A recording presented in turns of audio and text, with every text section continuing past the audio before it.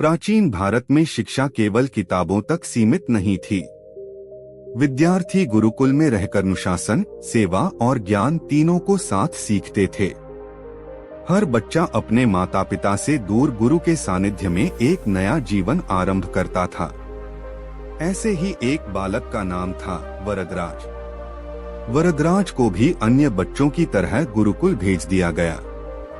वह आश्रम की सेवा करता, साथियों से घुल मिलता।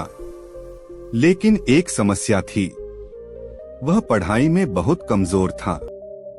गुरुजी जो भी समझाते उसे ठीक से समझ नहीं आता।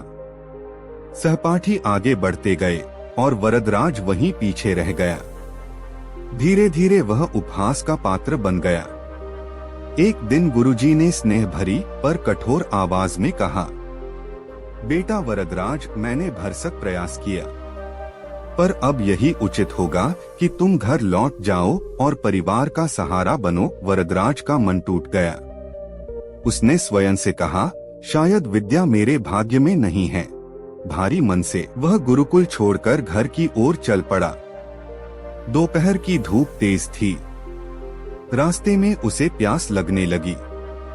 कुछ दूर एक कुआं दिखाई दिया जहां महिलाएं पानी भर रही थीं। वरदराज ने देखा, कुएं के पत्थरों पर गहरे निशान बने थे। उसने आश्चर्य से पूछा, माता, ये कठोर पत्थरों पर ऐसे निशान कैसे बन गए? एक महिला मुस्कुराई और बोली, बेटा, यह निशान कोई औजार नहीं, बस कोमल रस्सी के बार बार आने जाने से बने हैं। वरदराज वहीं ठहर गया। उसके मन में विचार उठा, जब एक नरम रस्सी निरंतर प्रयास से कठोर पत्थर को बदल सकती है, तो मैं लगातार अभ्यास से विद्या क्यों नहीं पा सकता? उसी क्षण उसकी आंखों में नई चमक आ गई। वह तुरंत गुरुकुल लौट आया। इस बार निराशा नहीं, दृढ़ निश्चय के साथ।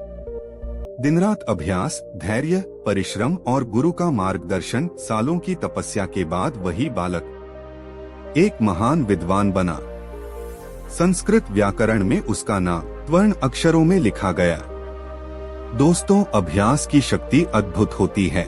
चाहे पढ़ाई हो, खेल हो या जीवन का कोई भी लक्ष्य, बिना अभ्यास सफलता असंभव है। केवल किस्मत के सहारे बैठे रहने वालों को अंत में पछतावे के अलावा कुछ नहीं मिलता।